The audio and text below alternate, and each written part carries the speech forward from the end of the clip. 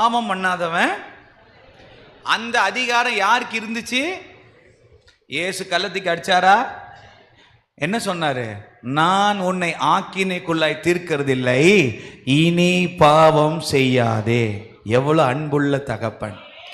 இயேசுவை பின்பற்றுகிறேன், ஐ ஆம் எ கிறிஸ்டியன் என்று சொல்லிட்டு, நான் ஒரு கிறிஸ்தவன் சொல்லிட்டு ஊரெல்லாம் குறை சொல்லி திரியிறேன். நீ ஒரு கிறிஸ்தவனா?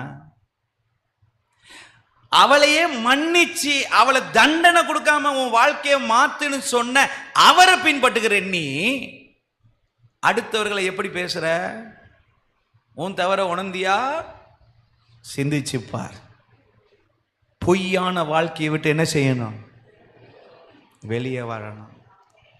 இயேசு கிறிஸ்து அவளை என்ன பண்ணியிருக்கலாம்? நரகத்துக்கே அனுப்பிச்சிருக்கலாம். அவருக்கு என்ன இருக்கு? நியாயம் தீர்க்கிற அதிகாரம். ஆனா அவர் என்ன செய்யல?